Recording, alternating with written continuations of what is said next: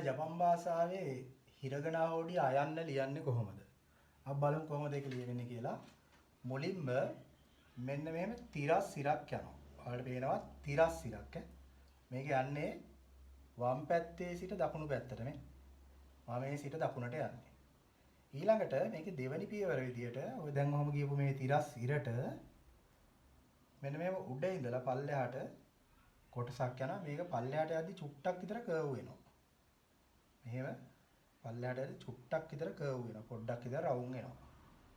ලොකුවට රවුම් කරන්න යන්නේ නැහැ.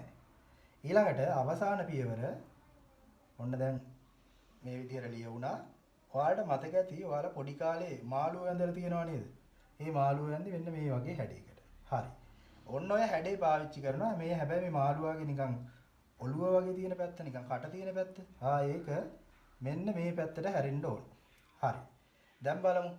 මෙන්න මෙතනින් පැන්සල තියාගන්න. පැන්සල හෝ ලියන පෑන තියලා අර මාළුවා හැඩේ ඇඳ ගන්න ඕන. හැබැයි මේ මාළුවා හැඩේ මාළුවාගේ බඩ පොඩ්ඩක් කෙට්ටු වෙන්න ඕන. හරි. බලමුකෝ. ඔන්න ඔහම ගියා. ඔන්න කෙට්ටු මාළුවෙක් ඇඳා. ඒකල්ල මේක මෙන්න මෙහෙම පල්ලෙහාටම අරගෙන එනවා. අරන් ඇවිල්ලා මේ හරියෙන් නවත්තනවා.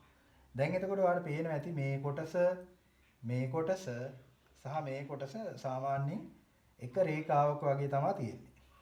ඔන්න ඔය විදිහට තමයි ජපන් භාෂාවේ අයන්න ලියන්නේ. හිරගනා හෝඩිය අයන්න. පළවෙනි ස්ටෙප් එක මෙහෙම ගියා. දෙවෙනි ස්ටෙප් එක මෙහෙම පල්ලෙහාට එනවා. එද්දි පොඩි කර්ව් ගතියක් පොඩි රවුම් වීමක් එනවා. තුන්වෙනි පියවර මාළුවාගේ හැඩය බඩ කෙට්ටු මාළුවෙක් ගොඩක් මහත නෑ.